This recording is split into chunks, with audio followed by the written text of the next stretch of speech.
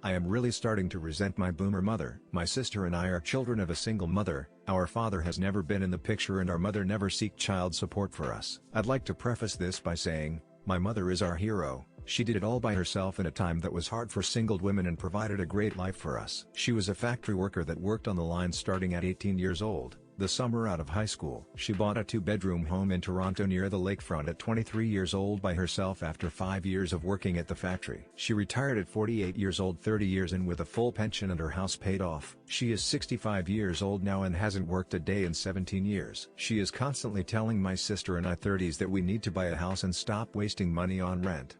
By the time I was your age I already had 10 years of equity into the house. When pressed on maybe helping my sister and I buy a house, she states she doesn't have any means to help, which is true with no income, but she follows that up with I didn't get any help when I bought my first home. Well, her first home was $77,000, which was 3x her annual income. I make $70,000.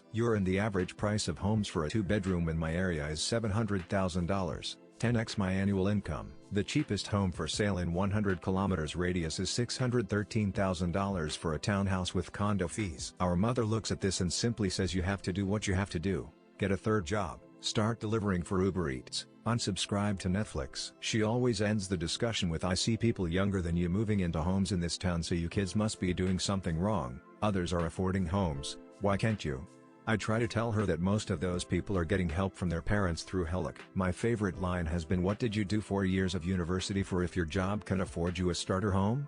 I work in a forensic lab and appear in court as an expert witness on major criminal cases. That's why I went to university for 4 years. The fact she doesn't understand that the world is so drastically different now than when she was my age is really starting to put a strain on our relationship.